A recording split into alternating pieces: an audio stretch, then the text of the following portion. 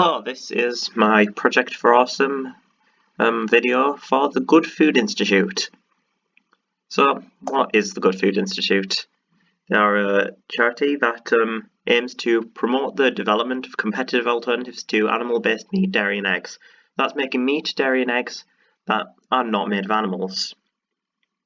So why do we want this? Like why can't we just not eat these alternatives, just eat animals? Well, factory farms are very bad.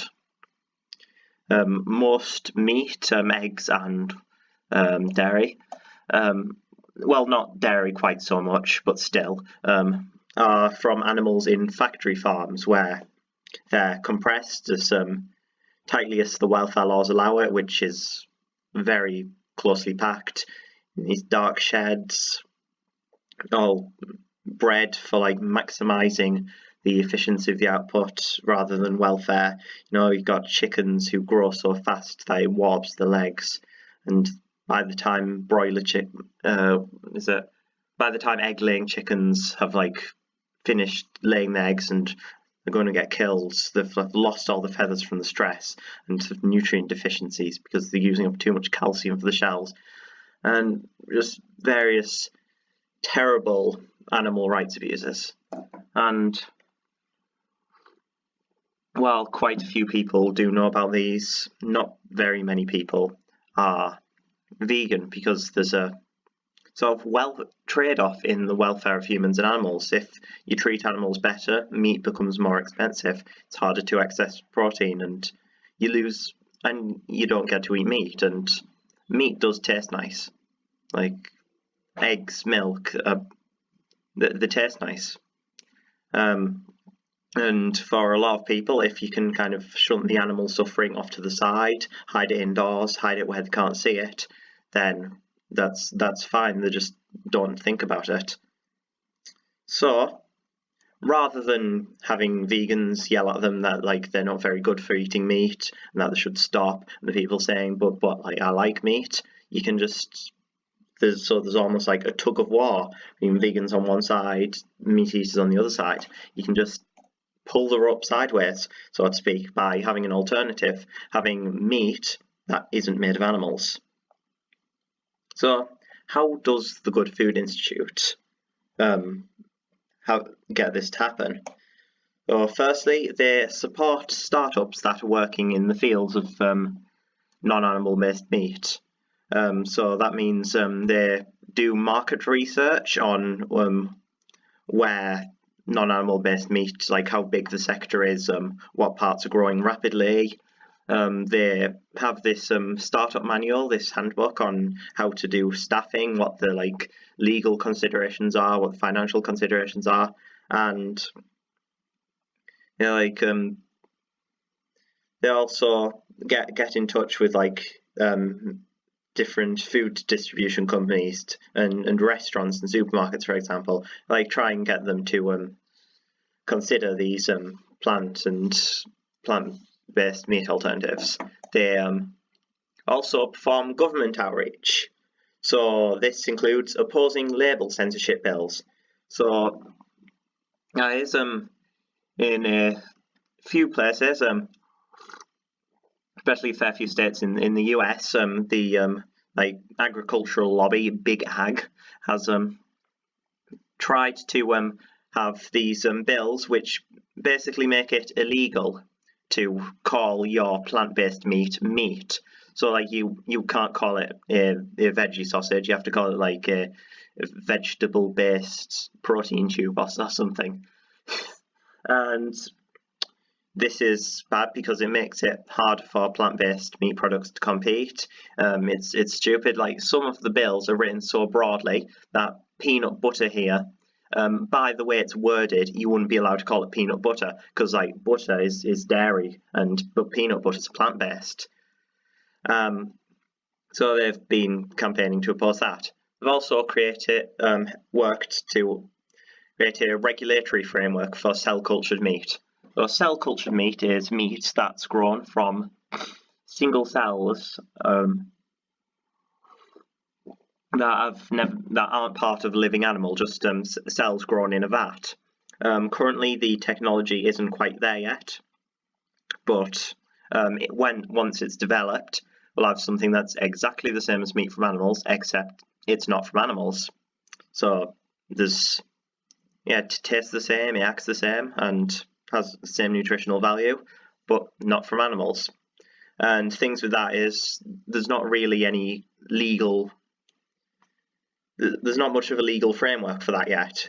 Because, like, for example, who regulates it? If like people get poisoned from vat-based meat, like we'd know what to do with like animal-based meat, who to sue, like which government agencies oversee that. But for vat-based meat, what does it? Like, what should it be classified as for trade? Like, it's all how should it be taxed? All kinds of like legal considerations. You know, what kind of standards should be required for it. So creating that framework before cell-based meat becomes widespread means that like there's no uncertainty of operating in like a legal grey area, which is good. It'll help bring it forth faster in agriculture. And they also perform their own research. For 2019, there are 3 areas which they're prioritising are plant proteins, animal cell culture, and recombinant proteins and non-animal cell culture. Alright, so what do these mean? Well, plant proteins is what plant, so you have veggie burgers and veggie sausages. These today they're all made of plants, and like beans, for example, bean protein is a common one. And there's kind of which plants are best for making artificial meat with, which taste most like original meat, which have the closest texture, what kind of like fancy cooking can we do to get stuff that's closer to animal-based meat using plants. There's animal cell culture, so that's cultured meat, as I was talking about. So some problems in this is differentiating muscle and fat cells. So that's taking these stem cells that you've grown in the vat and then having them turn into muscle and fat cells in like the right pattern to replicate the texture of animal-based meat. And then various problems associated with reducing the costs and with making it more feasible. So that's like scaffolding systems. So scaffolding is kind of the thing that you've set up to like kind of bring nutrients to the cells that like configured in a shape that's like muscle tissue. Bioreactor design, like what is your vat like? How you design this vat in order to have like the greatest density. Chemically defined animal-free media. So right now the cheapest way to have cells grown in a vat, I believe, is to use stem cells which are harvested from the heart of a cow embryo, which is not quite completely vegan. So, and there are other ways to do that, but they are more expensive.